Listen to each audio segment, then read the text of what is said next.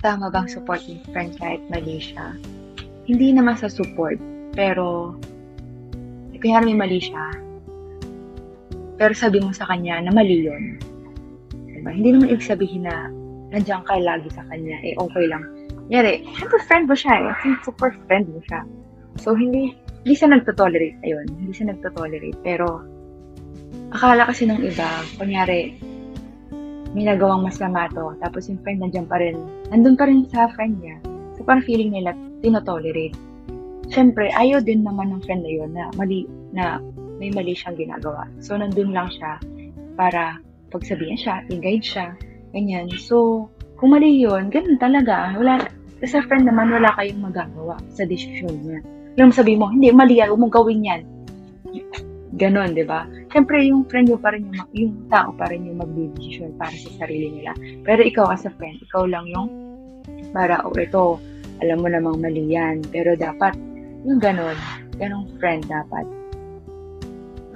Pero iba yung nagtotolerate. Yung nagtotolerate, hindi, okay lang yan. Ano naman yan ganon. Okay lang yan, basta masaya ka, basta ganon. Basta wala tayong pakialam, gano'n. Parang hindi kanya hinahelp na, or ipinaparealize na may mali ka. Gano'n. Ang daming gano'n na lagi nilang nami-misinterpret yung mga ganong friendship. Na porket, kunyari, nagkamali yung isa. Tapos siyempre, may best friend mo yun, di ba? Tapos nandun pa rin siya sa friend niya yun. So, feeling nila lagi, tinotolerate.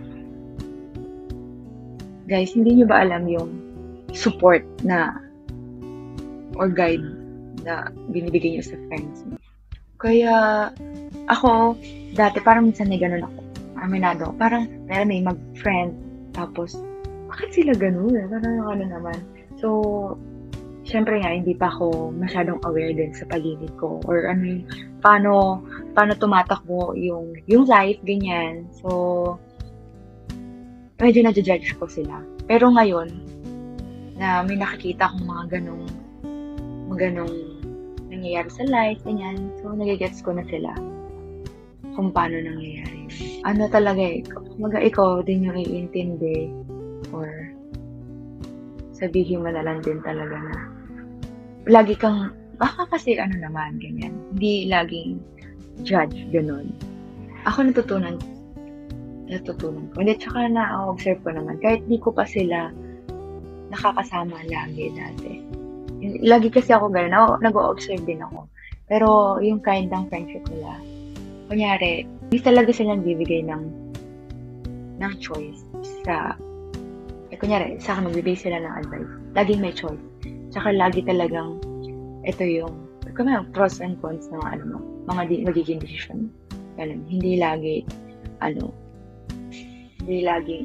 okay yung sasabihin nila. May sasabihin talaga sila na ito yung mangyayari kapag ito yung naging decision mo. Para ikaw pa rin yung mag-decision sa mga nangyayari sa life. Sila guide lang talaga. Tsaka magbibigay sila ng yung parang ganito sila. Pag inano mo ba yan, magiging masaya ka or magiging okay ka ba? Ganyan. Mag-grow ka ba dyan? Ano mangyayari sa'yo kapag ito na yung decision mo?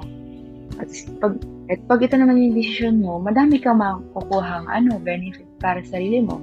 Ganyan. Ako may mga friends ako dati nung college. Hindi kasi talaga ako makausap. Hindi ako ma-chat talaga. Pero lagi sila nag-chat. Pero hindi sila nakawala sa memories ko. Kasi sobrang dami nila talagang in-help sa akin. Ganyan. So pag kunyari, sobrang tamad talaga ako guys mag-message. Kahit kay Ella minsan, mag-message na. Nakakabad ako. Nakakabingay. Hindi, pero ganun ako. Pero, hindi sila, hindi sila nawawala sa akin. Pero merong mga friends din ako na pang good times lang, ganun. Kung nakakasama mo sa mga gimikan or mga, yung kasiyahan lang, may ganung talaga friends. Pero, syempre, yun nga, alam niyo naman din kung hanggang saan yung ganung klaseng friendship.